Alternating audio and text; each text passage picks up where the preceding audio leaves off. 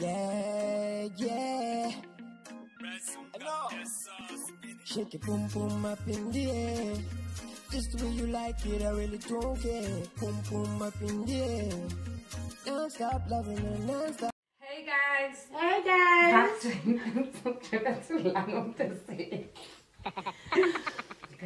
Hey guys! Welcome back to our channel.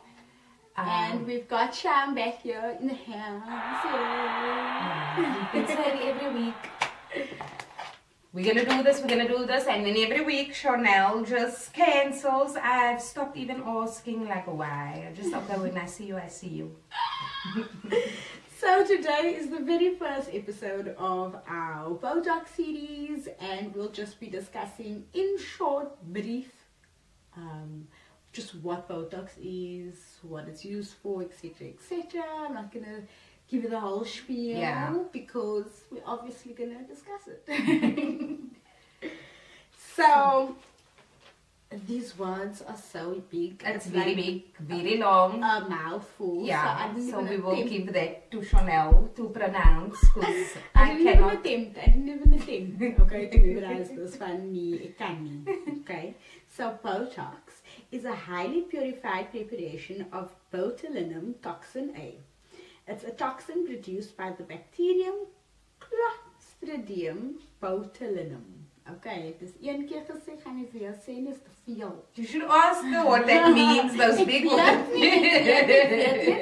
Botox vaginal injection, and it's okay. So yeah, so Botox, as we all know, or the most common use that we know of for Botox is to hide the wrinkles. Yeah, relax those muscles, smooth it out. But there's more to Botox than just for wrinkles. Right, so when we got contacted to ask if we would be interested in the delivery exchange with Dr. Maresky and his team, I was like, no thanks. Baby, cannot stand any injections, cannot even wax without wincing, so yeah. But at 3 babies. Yes, that's what Two without medication. That's what I cannot understand. So I messaged Sham and I was like, hey babe, are you keen? Would you like to go for some Botox? She's like, with wrinkles that is way. I was like, okay, alright.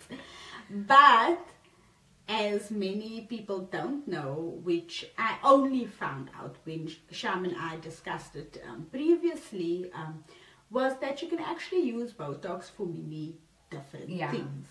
So Sham is going to tell you a little bit about her story and what we actually ended up doing with Dr. Maresky and his team. So I'm all for, trying something once just to know what it feels like. So I was like, okay, so even though I do not want it in my face, because I was also a little bit scared. She doesn't need it in her face. Yeah, but besides not needing it, I was also a little bit scared, like, what if I get that, that surprised look? And our misconceptions that we obviously have around Botox. So I went for under my arms because I sweat. For me personally, I feel that I sweat a little bit too much. As soon as I'm out of the shower, I have my roll-on on. It does not take a lot for me to start sweating, when you get the collar under the arms and yeah, so that's yellow marks on your white shirt and stuff like that. So I was like, okay, so I knew that. I knew you could do it for sweating because I know people have it done in the hands, the feet. So I'm like, okay, I'm going to try it under my arms because I want to try it. That was just my thing. I want to try it and see what this is about. So then I just had it done under my arms. Okay. So basically what it does for under the arms, it just blocks those additional pores or sweat glands. Pores. Yeah. The sweat glands that you have. It does not block it because now the people's like, okay, so where the hell is all the sweat going to? It does not block it. It's almost like it regulates it. Yes. So it stops basically from overproducing. Yeah. That's what I would say. I would say it stops it from overproducing because you're still going to sweat. It's not going to be like on the... Because I was like, okay, so can I stop using roll-on? And the doctor was like, no, you have to.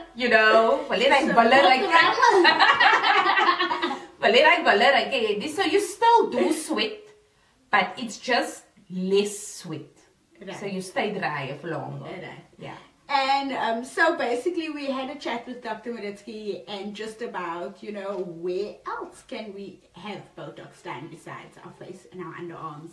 So you've obviously got your palms, the bottoms of your feet. For sweating under the feet and in the hands, because you do get a lot of people that sweat excessively in the hands, and it's uncomfortable, you know, to be touching someone and you are wet. Of course. Clammy. Yes. You know? And your day-to-day, like even writing, Right. and everything's wet.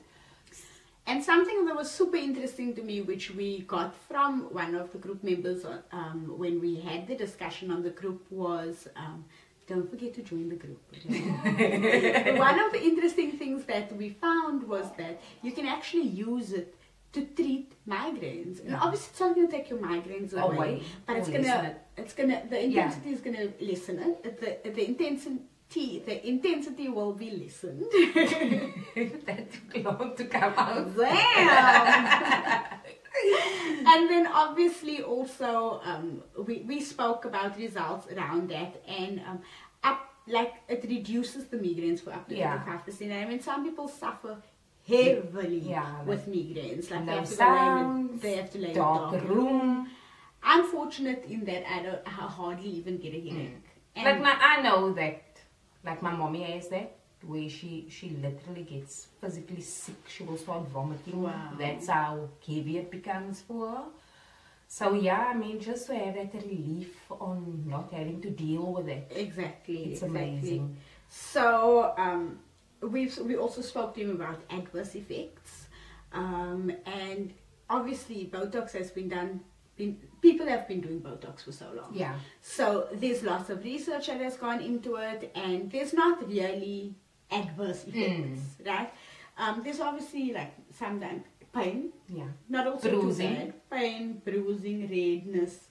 And on the rare occasion, if you aren't going to somebody that really is taking care of you, there could be drooping, sagging, but those are caused by human error. Yes. It's not the product itself. Yeah. So it's when they over-inject a certain area, or they are going out hitting a nerve. Yeah. You know, like especially like here. Yeah. The nerves are like on the surface. The bone and the nerve is like there's no fat in your forehead, so it's easy to damage if they do not know, like if the doctor or the esthetician knows what they are doing. Yeah. And also, like you was talking about line of symmetry, if you're not taking care to inject you properly, like how they're supposed to, you can have lots of funny things, like you can end up having the Jack Nicholson look. Yeah. But it's also good for some things, like I mean, if you suffer from resting bitch face and you've got have that smile, you know that. Yeah. Some just people like a little bit, and like maybe I should have asked for that, like for that. I should have asked for that. Like I have this extra teeth here that I'm so shit scared to have removed because I hate the dentist, and I'm like, it doesn't bother me, my teeth are fine. So no, like I'm gonna leave it there. And he was like, you should maybe come for fillers. I'm like, no thank you, no thank you. He's like, talking about 2-for-1 ratio. What did you say? My bottom lip, eh? You said my top lip is fine, but no, it was the top lip. No man, I think you said my bottom lip. No, because then I still said about the teeth, man. So yeah, the bottom lip. But I was like, need junkie. And then also what Botox is good for, it can give you that little lift. Yeah. So for us that has the hooded eyes, yes, it just lifts and opens. The hooded eye struggle is real. Yes, it's very real. So then it just lifts it. I'm not talking about, you know, like lifting it like that. Just a subtle eye lift. Yes. Which obviously also gives you a whole different look as well. Yes, and it gives you like contouring. Yes, a youthful, semi-permanent.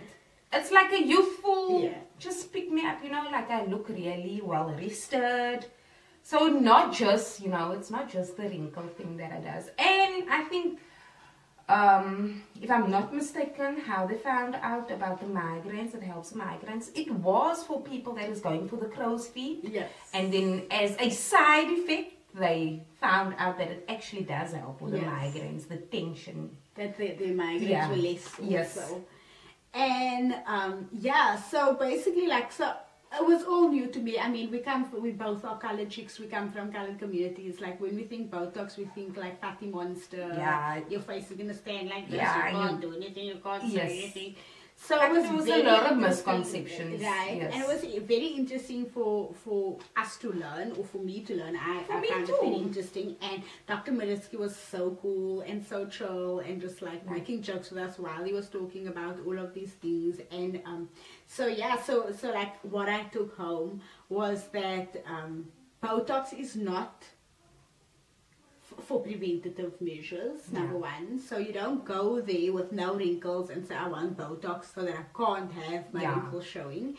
And then two, it's also not to replace good skincare. Foundation, SPF, people, guys, please do SPF. If that is just wash, moisturize, SPF, that's it, that's fine. Just SPF is so important because it really, the sun also contributes to that, to you having wrinkles. Yeah. So that's because very important. basically with the wrinkles, he was explaining to us that you are born with a thick dermis, and the older you get, the thinner your dermis becomes. So when your nerves hit the dermis, because it's so thin, it's hitting your skin, and that is where you see the wrinkle. And so like me, my wrinkles that I have, it's called dynamic wrinkles because it's only happens when I animate. So it's like my smile lines and these lines that you have around here that we normally pluck the concealer on. And I'm happy with those. I love those. For me, it's like I've loved, I'm happy, I'm joyful, you know, that's proof for me. So Botox is also not for everyone. We're not like sitting here and saying, go get Botox, you know, no. If it's not like, I think you would more be like, no, don't get it done. Where I would be more like, you know, if you feel that you need it. Is that my phone? Or is that your phone? When we were in the consulting room with Dr. Maresky, my phone is always on silent. I know that's my phone was going off as yellow group. So what the Botox does is it creates that fake dermis, so which it then stops that. Yes. So when the nerve hits it, it kills the nerve or relaxes the nerve or the muscle. And then another one will sprout. And that is when you need to go for your next session, because now that new nerve is now too strong because the Botox dissolves. So what Dr. Maresky was saying to us is that in South Africa we actually go about things a little bit backwards, where we come to do our Botox and then we start a good skincare regime.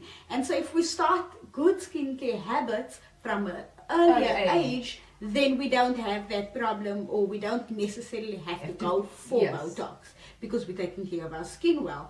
But for people like me, that did take a little bit longer, that does have, I had one thick wrinkle here across my forehead, but that was and I didn't even know. I didn't even know that it was dehydration. I thought it was a wrinkle.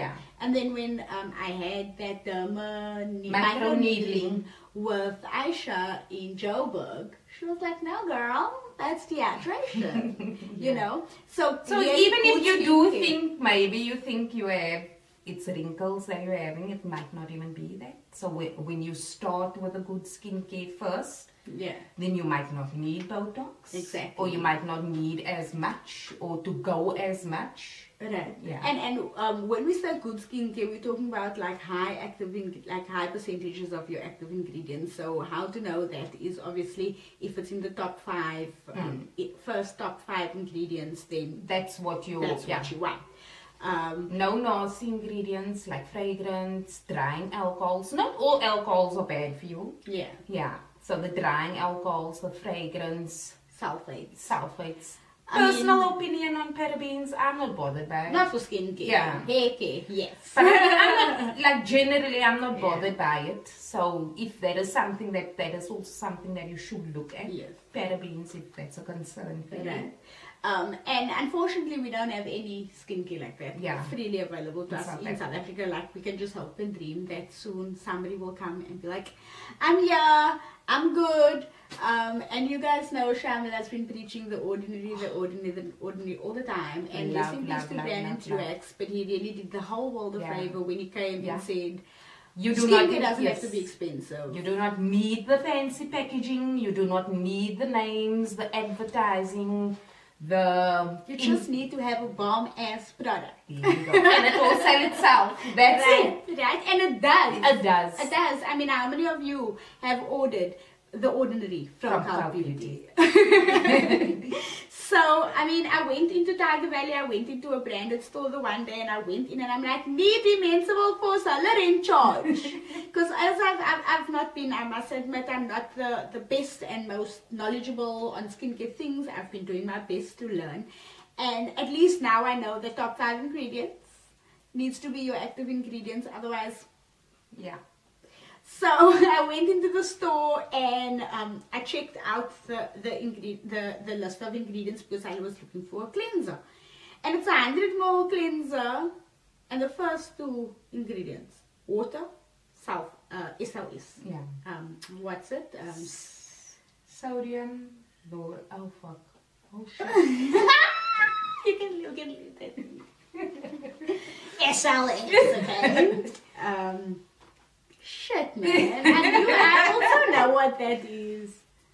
Sodium lauryl sulfate. Yes, there Sodium we go. lauryl sulfate. Yeah. So the first 2 ingredients, water, SLS, sodium lauryl sulfate. And from the research that I've been doing, I know now that your first 2 ingredients, it's basically up to 50% of what your product is. And I'm thinking, this means someone to charge me 300 rand for foam! For foam that I can get in my kitchen with my dishwashing liquid. Need donkey, foam doesn't clean. Yes, because that SLS is that same stuff that is in dishwasher liquid. It is. That's why we use it to strip our hair when we do a clarifying wash. That's what you are using on your skin. So it's important for us to also just know what we're putting on our face and putting on our skin. And so, I mean, we know and we've seen, and you guys know that I've been ordering from Cult Beauty or Ordinary Skincare and stuff like that. That it's not that expensive. Even just to bring it in, it's not that expensive. With customs, even if you get hit with customs, it still comes out cheaper than anything that you would find in our drugstores. Right. For the amount, and I mean it lasts long. The level 30 bottle, 30 ml serums, it lasts like what, 3-4 months. Exactly. You do not need to use a lot. You can even just like on spots that are parts of your face that's bothering you, you can just use it on the So so if you take good care of your skin, even if you didn't and you went for your Botox and you take good care of your skin, it's really not necessary for you to be going back for multiple sessions. You might have to go back for 1 or 2 maybe more. Sometimes you just need a kickstart. But don't fool yourself by thinking that Botox is going to fix all your problems. If you got the Botox, you don't have to take care of your skin, because it's not that affordable. So, I mean, it's what, $60 a unit? And depending on how much you need. It can get pricey. And $60 is not even most. It's conservative. Yes, that's like on the low end of pricing. Yes, that's on the low end of pricing. Know, so do your research. Figure out if it's something that you really want to do. Figure out. And it's an investment. Right? It's an investment. I mean, if you are paying what, 4,000-5,000 rand to have this Botox shot up into your face, even before you go to the doctor's office, have your skincare ready. At the ready. Yes, it does not have to be expensive stuff. Like one tip that I always tell the girls in the group, do not spend a lot of money on cleansers. It's a minute, maximum a minute on your face and you're washing. So anything that says it has this active ingredient and that active ingredient, it spends so little time on your face that it does not even get a chance to do what it's supposed to do. I guess it's cool. I guess it's cool to have the active ingredient. Like, I mean, I had that cleanser that had the hyaluronic acid in it. And it was a very nice cleanser. But that is it's not, feel-wise, it's not, It's not giving you the benefit of having like of a moisturizer Yes. that has hyaluronic Because I would acid. rather have Because that, that's staying yeah. in your skin. I'd rather have the hyaluronic acid in a serum or a moisturizer or a toner, something that's being absorbed. Because even though that hyaluronic acid is in that cleanser, You're washing it away. You're washing it away. Yeah. So like you're getting what? Say for instance from 100% you're only getting 5% of that. If that much. If that much into your skin. So You know? if you're worried about keeping like, oh, skincare is so expensive, like do not spend that much money on a cleanser. Yeah. So, I mean, we like already at the 20-minute mark. I feel like we've been speaking a lot and we don't want to overload you guys with information. I did say that this is a series that we're starting. So please comment below. Tell us what you know. Tell us what you'd like to know. And then we'll come back and discuss those things with you guys on a later stage. Because, you know, data's expensive. # data must fall. And if you don't have Wi-Fi, it's kind of like a trip. Yeah. So, do your research. It's solely a preference thing. It's not necessary to do Botox. Don't let anyone tell you you have to do it. But it's cool if you want to. Yeah. Me personally, I would still not go for Botox. Is that strictly just because of the needle, sorry? And just the fact that like foreign things in my body. like I'm just weird like that. Like I don't even take a headache tablet. You know, so I mean if I'm not gonna take a Panado, I'm not using Botox. You know, like point blank. I'm not doing Botox, I'm not doing fillers, even though it was recommended. But yeah, that's just me. That's just who I am. But knowing more and having my misconceptions about Botox broken down and you know, explain to me, it's the same as any medication. Yes. It's the same as an antibiotic that you're putting in your Do not body. overdo it. Right? Yeah. Do not And the thing is, like I say, I am who I am. I don't do medication. I don't do headache tablets. I don't do pain tablets. Nothing. So for someone like me, I don't do those things. So I like Botox is not something that I want to do. And that's why I'm saying, like, it's really a thing of personal preference. And she loved it. And join us in our next video so that you can see what she went through, what she did, what she went through, and what the results were. Because we're bringing that to you too. So thank you for joining us. Bye, guys.